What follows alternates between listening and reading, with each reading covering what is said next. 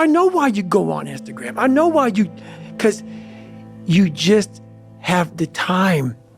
You have the time because you don't want to put that time into bettering oneself. What if you can't run? Give a fuck. It was never about running. Why do you think I run? It's the worst thing. I hate doing it more than anything. Hence the willpower. That phone is the biggest distraction in the world. When it comes time for the phone, I'm on the phone. When not, I don't use it. I'm all about being present where I'm at. So know that if you have big goals and big dreams, along the way, failure is going to happen. So how fast do you get up from that? And you gotta teach yourself that. I hit the snooze button. I'm running late. My house is a mess. My mind's a mess. Now life's already beat you. So you open the door and now life hits you and you're already frustrated.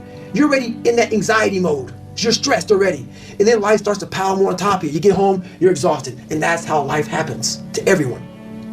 You have to live and win what you can and build the body armor. Start callousing the mind so you're ready for combat outside of your house.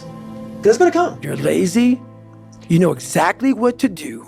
Exactly what to do. Because even me, in my state of, I can't read and write, I knew exactly what to do. It just sucks doing it. It sucks to do it. It sucks to wake up every morning of your life and say, God, man, I'm not smart. So guess what I gotta do? I gotta study the same shit that I got one of the highest scores in the nation on, and do it again, do it again, do it again. It's not just there.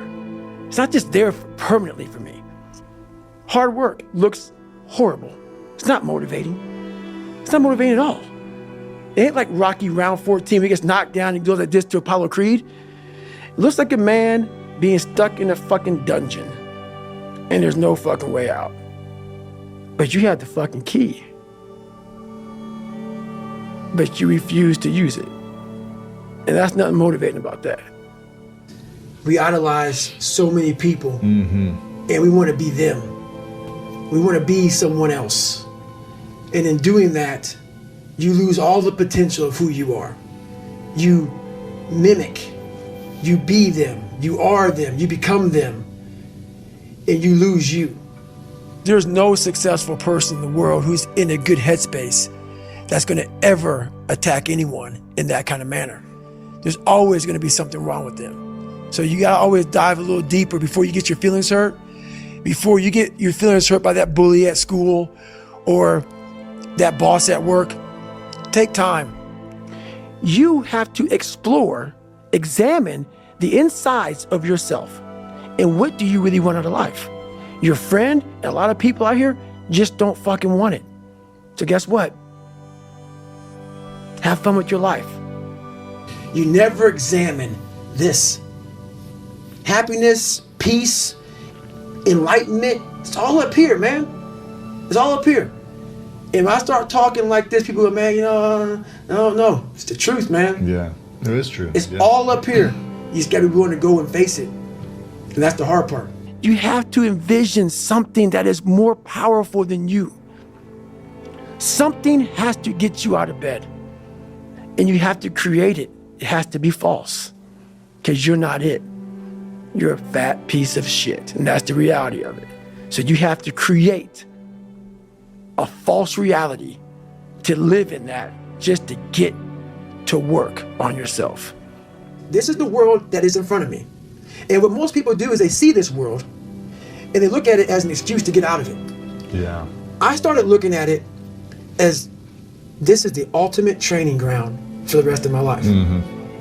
I have all these valuable lessons because if you look out in the world right now today, it's not a nice place. But I'm very prepared for it. Yeah, you are. I'm prepared for it. I'm prepared for all the failure coming my way. I'm prepared for everything my way. Whatever gets you motivated, it's got to be here at the tip of your brain at all times. Because in those dark moments, you gotta pull it out.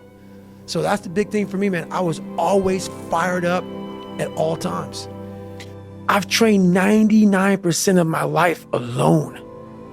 No one pat me on the back.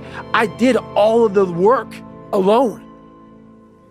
And while I'm still hard on myself, I know what I did. They want to put you in a box. They want to put a title on you.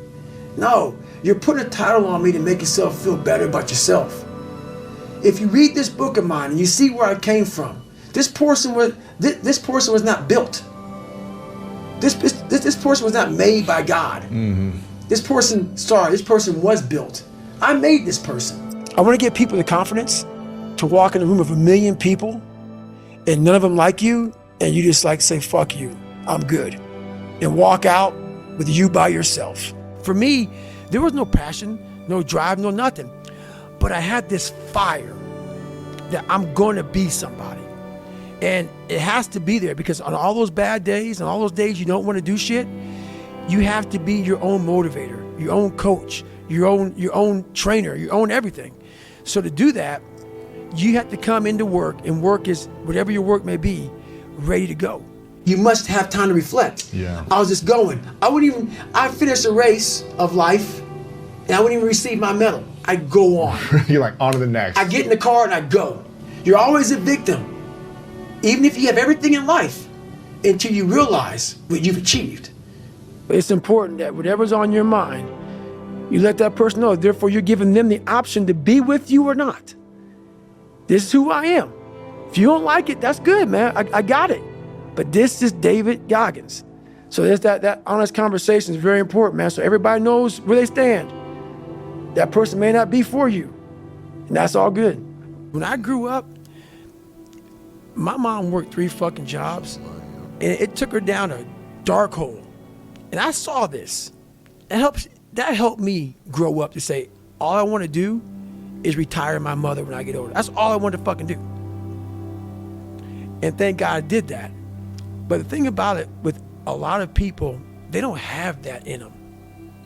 We all have this ability to have our own medicine cabinet.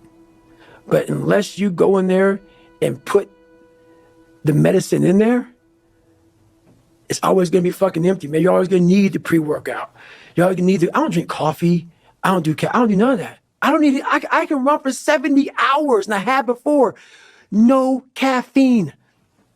I got all this wonderful shit that I overcame on my own, by myself, in the darkness.